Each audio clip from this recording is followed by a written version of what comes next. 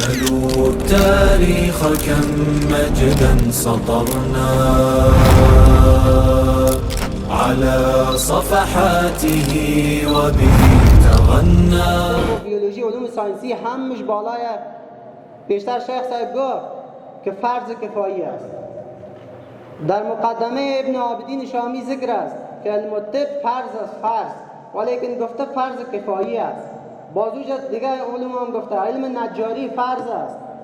علم تو با مو قیاسش کو دیگه که علم مثل از علم فلزکاری، علم معماری، اینها همش از لوازم است برای یک جامعه.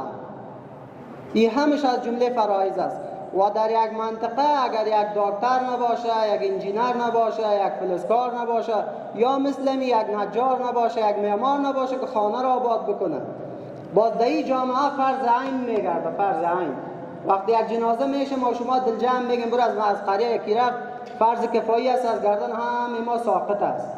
ولیکن اگر در او قریه که هیچ کسی امامش است، امام عوام خود نمیره که در پیش جنازه رو بده، با سر و امام های امام قریه، این فرض عین است.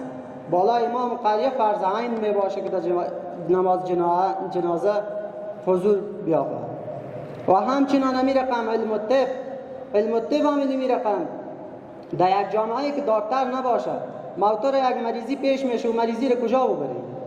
اگر چند قدم از خانه بیاریمش، موتی نیت داشته باشیم میرسانیمش در کابل و خودرا تلف میشه.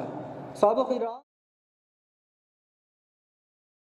سلوا التاريخ كم مجدا سطرنا على صفحاته وبه تغنى.